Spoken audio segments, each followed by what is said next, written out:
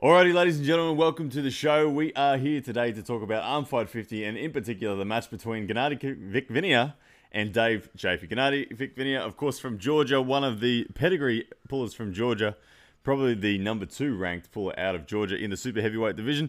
And of course, Dave Chaffee, the pulling from the United States, arguably the strongest man in the United States, and in many people's opinion, the strongest man on the planet. They are, of course, going head-to-head in a 6-round super match at the Armfight 50 card in Rumia, Poland, over November 16 through to November 18.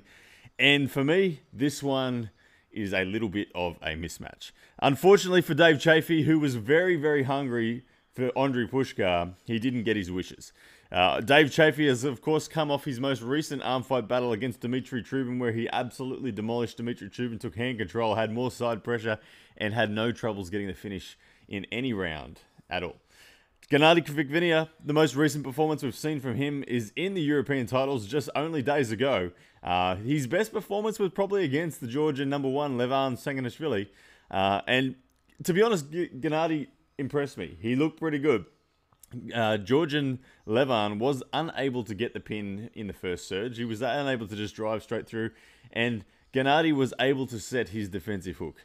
Genadi has the habit of kind of setting a defensive hook and starting to celebrate a little too early. You'll see it against Levan. You see it against Krasimir Kostadinov in years gone by. He gets that defensive hook set, and he thinks that he will be able to outbleed his opponent.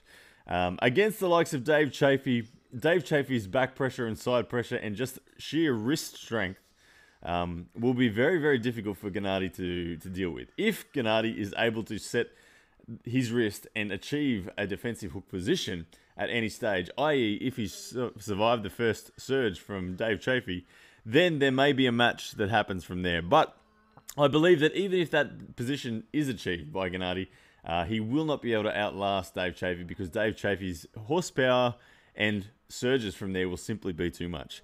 I do believe this one is a mismatch. Dave Chaffee is incredibly hungry for his opportunity to prove that he's the strongest right arm wrestler on the planet, and I believe that he intends on making an absolute mockery of this match. I think Dave Chaffee will go through this one 6-0 with more convincing fashion than he did against Dmitry Trubin, and he will again stake his claim for his right to take on Andrei Pushkar for the number 1 overall title.